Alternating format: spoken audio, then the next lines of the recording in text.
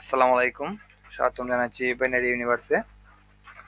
তো আজকের এই ভিডিওতে আমরা দেখব অ্যারে সম্পর্কে।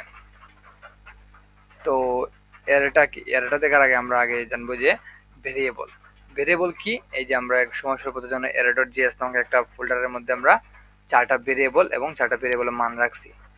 তো এখানে কি করছে? একটা 4টা ভেরিয়েবল নাম দেওয়া লাগছে আর 4টা মান দিতে গেলে আমরা এটা লাগছে। এখন যদি আমরা সাপোজ আমাদের কন্টেন্টের মধ্যে ইউজ করতে চাই, তো আলাদা আলাদা আলাদা ভাবে এটাকে বলা লাগবে, এই ভেরিয়েবলটাকে ধরা লাগবে, তারপর না হয় এটার মানকে ধরা লাগবে, এটাকে ধরা লাগবে। এইভাবে কিন্তু কোডটা অনেক বড় হয়ে যায়, কিন্তু এটার একটা শর্টকাট আছে, সেটা হচ্ছে অ্যারে।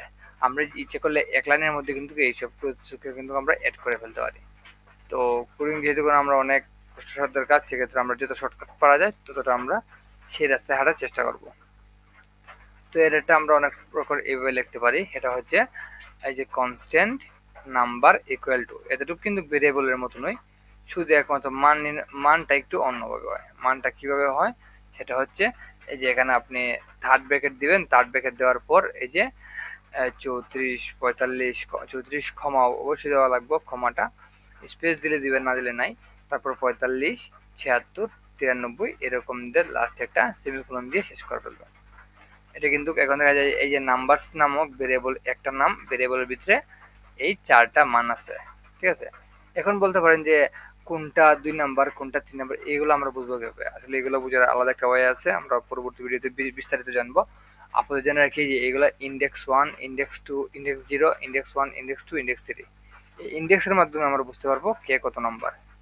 ঠিক আছে, তো এখন যে শুধু যে আমরা এটাই ইউজ করতে পারবো তা না, আমরা কিন্তু ইচ্ছে করলে শুধু যে আমরা নাম্বার ইউজ করতে পারবো তা না, আমরা ইচ্ছে করলে কিন্তু স্ট্রিংও ইউজ করতে পারবো। এই যে আমরা কিন্তু এখানে স্ট্রিং ইউজ করছি, আবার ইচ্ছে করলে কিন্তু আমরা যে বুলিয়ানও ইউজ করতে পারবো। আবার এই যে এখানে কিন্তু বুলিয়ান দেওয়া হয়েছে, কনস্ট্যান্ট বুলিয়ান, এখানে বুলিয়ান মান দেওয়া হয়েছে। তারপর ইচ্ছে করলে কিন্তু আমরা মিক্সারও, এই যে এখানে বুলিয়ান, নাম্বার, স্ট্রিং সবকিছু কিন্তু মিক্সার দেওয়া হয়েছে। তো আজকের এই ভিডিও থেকে আমরা কি শিখলাম সেটা হচ্ছে জাভাস্ক্রিপ্টে এর নামে কিছু একটা আছে, যা ভেরিয়েবলের মান নেওয়ার অনেকটাই সহজ একটা উপায়। আর এই বিষয়ে আমরা বিস্তারিত পরবর্তী ভিডিওতে জানবো।